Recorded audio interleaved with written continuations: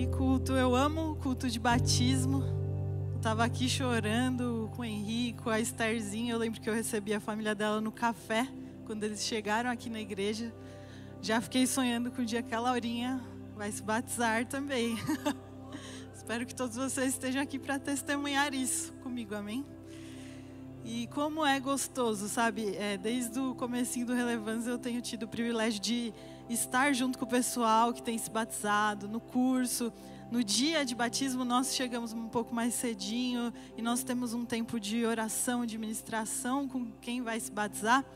E a gente tem o privilégio de ouvir o testemunho ali de cada um pouco daquilo que Jesus tem feito na história de cada um e como isso é precioso. E essa é uma das graças de nós pertencermos à igreja, à família de Deus. Nós podemos compartilhar testemunhos, histórias, conectarmos histórias, amém? E é sobre isso que eu queria compartilhar um pouco aqui nessa manhã. É sobre a graça de nós pertencermos. E eu queria iniciar aqui a mensagem falando que o batismo é um momento de identificação de filhos. Eu queria falar um pouquinho sobre isso, sobre identificação de filhos na família de Deus. E o batismo de Jesus se batizou também. Foi um momento muito especial na história da Bíblia, foi um momento muito especial na própria história da vida de Jesus aqui na Terra. Jesus, ele se batizou, foi um marco na vida dele, deu início ao ministério. E vamos ler aqui, se você puder abrir sua Bíblia junto comigo. Vai aparecer também no telão a passagem Marcos, capítulo 1, do versículo 9 ao 11. Marcos 1, do 9 ao 11. Essa passagem diz assim: certo dia, Jesus veio de Nazaré da Galileia, e João o batizou no rio Jordão. Enquanto saía da água, viu o céu se abrir e o Espírito descer sobre ele como uma pomba. E uma voz do céu disse: você é meu filho amado, que me dá grande alegria. Essa passagem acho que é muito conhecida, mas essa passagem é um momento espiritual muito forte. Nessa passagem nós temos as três pessoas da Trindade se revelando, se manifestando ao mesmo tempo, no mesmo momento. Nós temos o Filho encarnado aqui na terra, ali se batizando. Nós temos a voz do Deus Pai que vem do céu declarando: esse é o meu filho amado em quem eu me alegro. E nós temos o Espírito descendo ali sobre Jesus, repousando sobre Jesus em forma de pomba.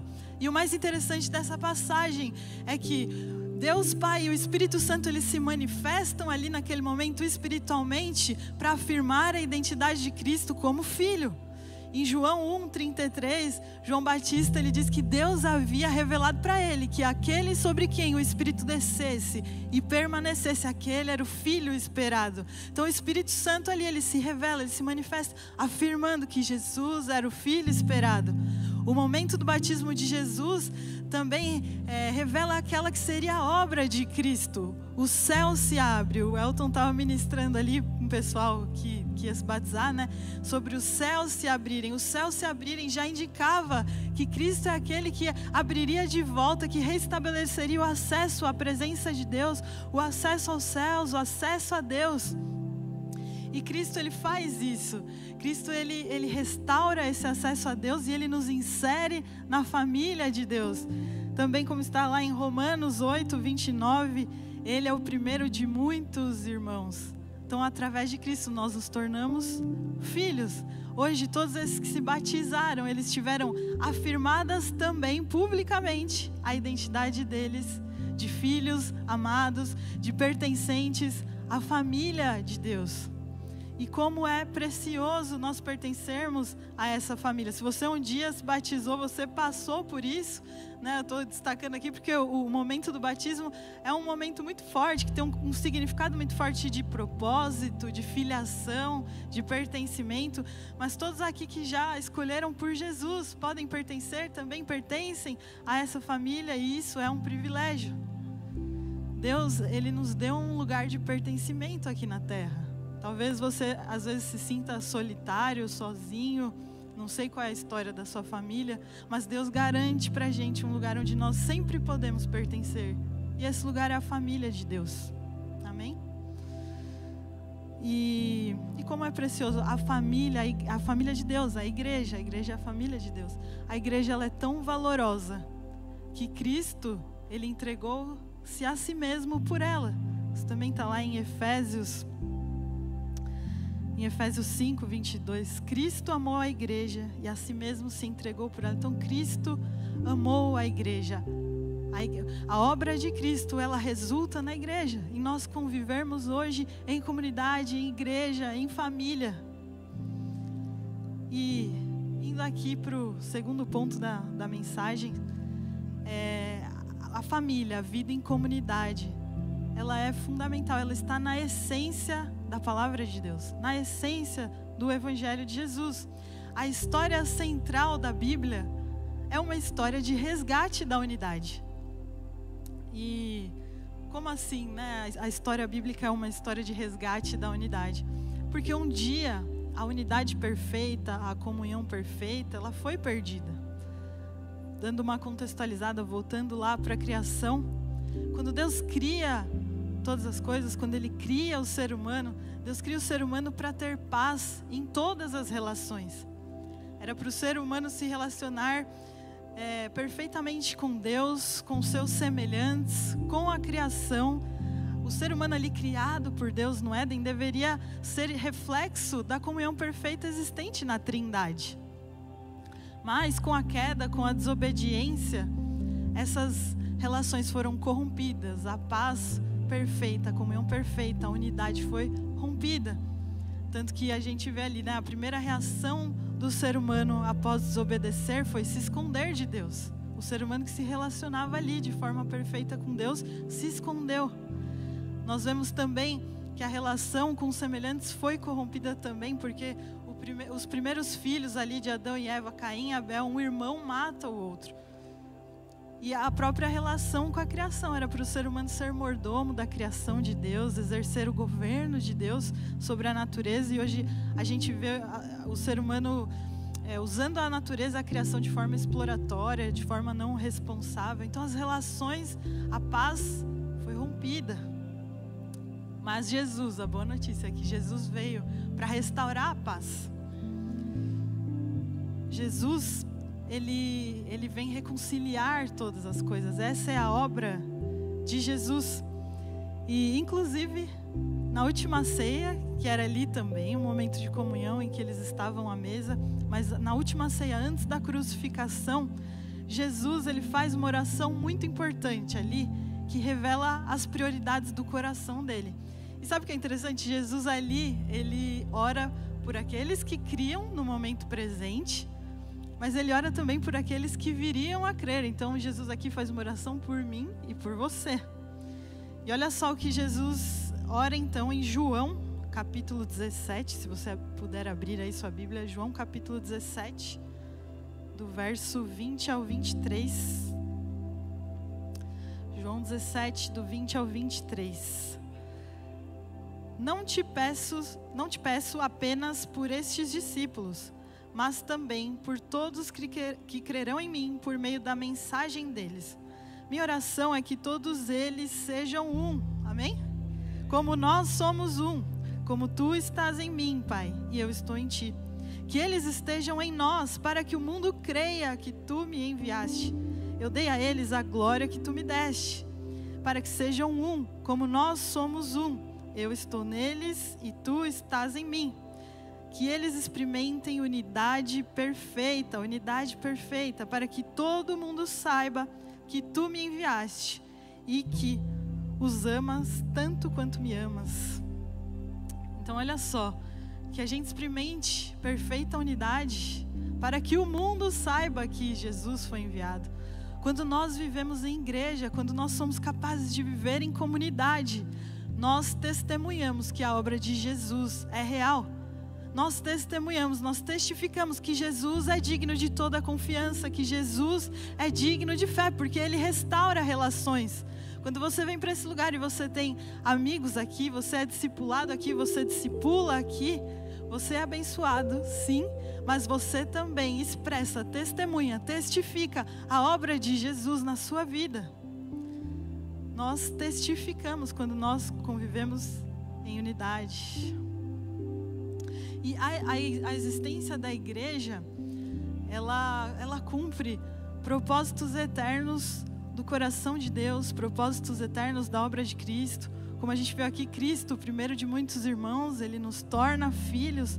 Quando nós agimos como filhos, quando nós pertencemos a esse lugar, né, nós cumprimos propósitos eternos da obra de Jesus, sabia? Propósitos da obra de Jesus se cumprem através de você. Quando você age como filho, quando você decide pertencer. A igreja existe para cumprir propósitos eternos do coração de Deus também. A igreja, ela exerce aqui na terra a autoridade de Deus, estabelece o reino de Deus. Tem uma passagem lá em Efésios 3:10 que diz que a igreja revela a sabedoria de Deus para governos e autoridades. Olha a importância da igreja, ela revela a sabedoria de Deus para o mundo. Então nós precisamos aceitar que a consequência direta de nós recebermos Jesus, nos ligarmos a Ele, é que Ele nos aponta para pessoas, Ele nos aponta para a família espiritual. Nós precisamos aceitar isso. E aí talvez você que já viveu muita coisa em contexto de igreja, já está há muito tempo participando da igreja, talvez você esteja pensando, não é bem assim, não é tão simples assim. E de fato, conviver com pessoas, relacionamentos, não é algo fácil. É difícil mesmo, mas existe algo sobrenatural sobre a igreja. Cristo é o cabeça da igreja. Jesus, Ele é quem lidera a igreja. E a Bíblia traz um dos atributos de Jesus como o príncipe da paz. O cabeça da igreja é o príncipe da paz, é aquele que restabelece a paz, é Ele quem lidera. Então existe algo sobrenatural sobre a igreja de Cristo.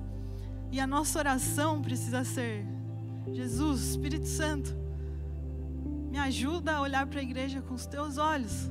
Que eu não olhe para a igreja com olhos críticos, mas que eu consiga enxergar como o Senhor enxerga, que eu seja capaz de espiritualmente perceber a autoridade que existe sobre a igreja de Jesus, que eu seja capaz de perceber aquilo que o Senhor movimenta através da sua igreja, apesar das nossas imperfeições.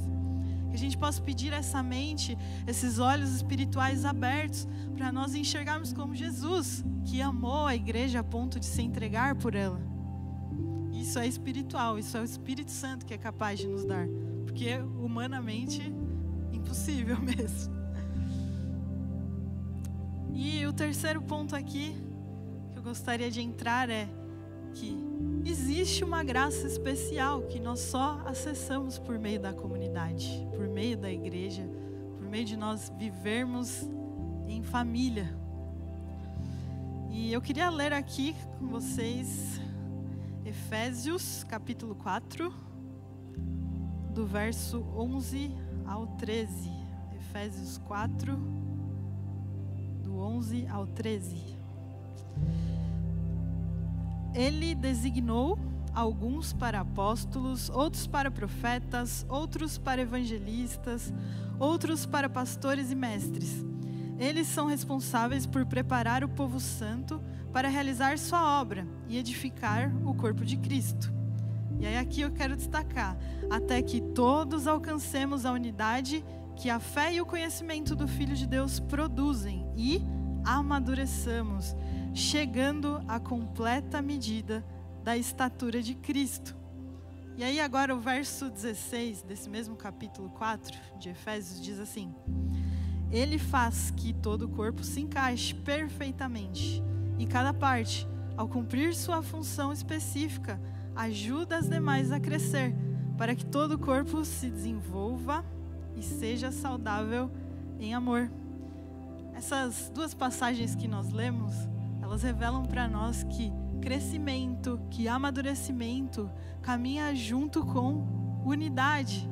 Na unidade nós amadurecemos, nós crescemos em direção à estatura de Cristo. Nós avançamos em direção a parecermos mais com Jesus. E isso só é possível por meio da comunidade. Quando nós nos submetemos em humildade a esse lugar, a família de Deus, uns aos outros, nós encontramos graça. 1 Pedro 5,5 fala isso, né? Que Deus concede graça aos humildes. Então, quando nós nos submetemos à família de Deus, nós encontramos essa graça. E Provérbios também, Provérbios 13, 20 diz que quem anda com sábios será cada vez mais sábio. A gente vive numa cultura individualista, de independência. Muitas vezes a gente comemora, a gente tem orgulho porque a gente conquista algo sozinho. Às vezes é motivo até da gente compartilhar com as pessoas que a gente conseguiu, né, fazer algo por conta própria. Mas aqui no conceito de Deus para a igreja, quando Deus traz para a gente o significado da comunidade, o importante aqui é nós fazermos juntos. Porque no isolamento aqui, segundo a palavra de Deus, nós não encontramos sabedoria. No isolamento, nós não encontramos amadurecimento, mas na unidade. E a família de Deus, então, ela nos aproxima daquilo que Deus espera de nós como indivíduos, a nossa identidade, nos aproxima de Jesus, nos aproxima de vivermos aquilo que Deus espera da nossa vida como um todo, do nosso casamento, aquilo que Deus espera em relação ao nosso propósito, nosso chamado à igreja, a comunidade, ela nos aproxima de tudo isso. E essa graça que nós encontramos, que gera amadurecimento, na exortação, no discipulado, nas ferramentas que a igreja disponibiliza para a gente cresce, a gente amadurece. E isso impacta diretamente as nossas famílias aqui da terra, as nossas casas. Porque mulheres maduras, homens maduros serão bons pais, bons maridos, boas esposas, bons filhos, bons profissionais. Então as bênçãos da família espiritual, elas são derramadas sobre a nossa família aqui da terra. Essa é uma das graças que nós alcançamos pertencendo a esse lugar. E eu creio muito, inclusive, que a igreja ela é muito importante no papel de conectar as famílias ao coração de Deus. Minha família é testemunho disso. Minha mãe foi a primeira a se converter, a ter um encontro com Jesus. E minha mãe, na juventude dela, era muito depressiva, ela tinha as questões dela, ela tinha um vazio. E ela buscou em tantos lugares, de tantas formas, resolver, encontrar a cura que ela precisava, até que um dia ela teve um encontro com Jesus real, verdadeiro. Quando a gente canta aquela música Tu És, do F-Hop, eu lembro muito da minha mãe, né? Porque a música fala assim: Tu és a fonte da vida que me encontrou, eu não preciso buscar em outras fontes. Minha mãe, quando ela teve um encontro real com Jesus, a sede da alma dela ali foi saciada e realmente ela nunca mais precisou procurar em outro lugar. E ela levou minha família inteira, trouxe minha família inteira para esse lugar. Ela começou a participar da igreja, a ser ensinada, a ser discipulada. Meu pai, que só levava e buscava, era só a carona, ele começou a ver a transformação na vida dela e ele quis participar também. E aí meus pais juntos começaram a participar de tudo aquilo que a igreja disponibilizava. Eu lembro, eles fizeram cursos, foram discipulados por pastores, os pastores que acolheram eles. E aquilo que meus pais começaram a experimentar na igreja, na família de Deus, na comunidade, a exortação, o discipulado, o ensino, eles começaram a levar para dentro da nossa casa. Eu lembro que uma das primeiras experiências fortes que eu tive com a presença de Deus, com o Espírito Santo, foi na sala da minha casa. Minha mãe, eu lembro da minha mãe estar orando e eu cantando, e ali eu tive uma experiência muito forte com o Espírito Santo. A igreja, ela gera isso nas famílias. O casamento dos meus pais foi restaurado. Eles falam muito que provavelmente se não fosse Jesus, nossa família não estaria junta, estaria provavelmente dividida. E eu sei que essa não é só a minha história, eu sei que muitas das histórias aqui de vocês, o testemunho de vocês, é assim também. E a igreja, ela é esse lugar que transforma histórias. A igreja é esse lugar poderoso que evita divórcios, que evita separações, que evita tantos outros problemas. Porque pessoas passam a pertencer de forma ativa. E eu gosto muito do livro Enraizado, não sei quantos aqui já leram, mas a última parte desse livro inteira, acho que é a parte 6, fala só sobre comunidade. E ele traz tantos exemplos práticos sobre a comunidade e o que Deus espera da gente, da nossa vida aqui em igreja. E eu lembro que um exemplo me marcou muito. Ele conta que um casal, o marido, a esposa, procuraram ele, o autor, para comunicar que eles estavam se divorciando. E eles falam assim para o autor do livro: olha, a gente está se separando, a gente tentou o nosso melhor, mas não foi suficiente. E aí o autor do livro fala: realmente o nosso melhor não vai ser suficiente. Mas essa é a graça que nós encontramos na comunidade. Nós podemos ter o melhor das outras pessoas sendo derramado sobre nós. Esse autor, ele conta também que ele observava muitos líderes, pessoas com ministérios relevantes, mas que pareciam ter certas áreas da vida que não avançavam. Por quê? Não se submetiam em humildade àquilo que Deus espera da comunidade. Por exemplo, talvez aqui muitos ou alguns de nós, talvez muitos, tenham dificuldade na organização financeira, por exemplo. E eu sei também que tem muitas pessoas aqui que são organizadas. Às vezes um café que a gente marque com alguém, a gente expõe ali a nossa situação e permita que a pessoa nos dê sugestões, ideias, pode transformar a nossa vida financeira. Mas para isso a gente precisa ter humildade, a gente precisa ser vulnerável, a gente precisa estar disponível para o aconselhamento. Muitas vezes a gente tem esses conceitos errados na nossa cabeça de que o aconselhamento é só para um caso muito extremo, um caso muito grave. Mas não, essa é uma graça, inclusive, que a gente tem de viver nesse lugar, de acessar as pessoas. E muitas vezes o encorajamento que você precisa, a força que você precisa, vai vir de pessoas que estão nesse lugar. Deus, Ele usa pessoas para dar o encorajamento que nós precisamos. Olha só, Moisés foi quem encorajou Josué. Em Deuteronômio 3, 28 diz: portanto, dê ordens a Josué, fortaleça-o, encoraja-o. A coragem que Josué precisava para liderar o povo de Deus veio de Moisés. Deus quis usar Moisés ali como uma fonte de encorajamento. Tem pessoas aqui que Deus quer usar para te encorajarem, para te fortalecerem, mas para isso você precisa se relacionar com elas. Você precisa estabelecer relacionamentos. O apóstolo Paulo também desempenhou esse papel na vida de líderes da igreja ali inicial. Ele encorajou Timóteo. Nas cartas ele falava sobre encorajamento, sobre fortalecimento. Às vezes você precisa se relacionar com alguém, essa pessoa vai te ajudar. Vai falar, vai afirmar que você tem tudo aquilo que você precisa para continuar lutando pelo seu casamento, para continuar batalhando, para continuar lutando, para não desistir. Muitas vezes nós encontramos nesse lugar, no relacionamento, quando estabelecemos relações com pessoas. E aí, novamente, você pode me dizer: ah, mas você só está listando pontos positivos da igreja. E eu sei que muitos aqui podem estar feridos. Talvez alguém no contexto de igreja já te feriu, já te magoou, e eu não sei a dimensão da dor que foi provocada no seu coração. Eu já tive meus processos também, né? Meus pais passaram pelo processo de conversão enquanto minha mãe ficou grávida, então desde pequena sempre estive na igreja. Mas também passei os meus processos, realmente é muito difícil, mas quem nos convida hoje a pertencermos, quem te convida hoje a fazer parte, é aquele que nunca falhou. É Jesus. Ele é aquele que nunca falhou e Ele é o fundador da igreja. Ele é aquele que edificou a igreja e é Ele que nos convida hoje a pertencermos.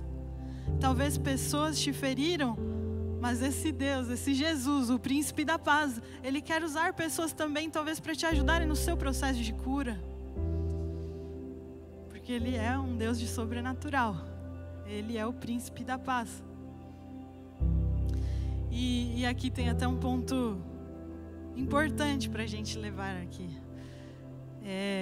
A igreja é uma das formas que Deus escolheu para se comunicar com a gente. Deus fala de forma direta, Deus fala através da palavra dele, mas Deus também quer falar através de pessoas, através da igreja. Então, quando nós nos desligamos da família, nós desconectamos um canal muito importante de comunicação de Deus com a gente. E aí tem um ponto. Deus quer usar pessoas com quem você vai precisar se relacionar. E com certeza absoluta, essa pessoa com quem você precisa se relacionar, que vai ser mensageira de Deus na sua vida, ela é imperfeita. E muitas vezes a gente cria uma expectativa de como a mensagem de Deus vai chegar para nós. A gente tem a expectativa de quem? Que seja uma pessoa que a gente admire, que aos nossos olhos seja admirável. A gente espera por uma forma que Deus fale com a gente, que seja uma forma sábia, suave. Mas muitas vezes não, todas as vezes, Deus vai usar pessoas imperfeitas. E muitas vezes a mensagem não vai chegar daquele jeito doce, suave, leve. Muitas vezes a mensagem chega de forma reta e direta, ou talvez de um jeito muito enfático, muito duro. Mas nós temos que entender que os mensageiros que Deus vai usar são pessoas imperfeitas, assim como eu e você somos imperfeitos, e Deus quer usar a nós também. Por isso que a vida em comunidade, essa troca exige de nós humildade, exige que nós nos submetamos uns aos outros de forma humilde. Mas como nós lemos aqui, Deus concede graça aos humildes. Nós precisamos crer que a palavra é real, que existe um sobrenatural de Deus atuando na igreja para que a gente receba a graça da comunidade, a graça de nós pertencermos. E eu creio que a igreja é eficaz, eu creio que a igreja funciona assim, porque Cristo é o fundador da igreja, amém? E Ele desejou, a obra de Cristo, ela resulta em nós estarmos aqui hoje reunidos, vivendo juntos, em família, em comunidade. Amém? E eu queria agora ter um momento aqui de oração. Você pode ficar de pé, por favor? Para nós orarmos juntos.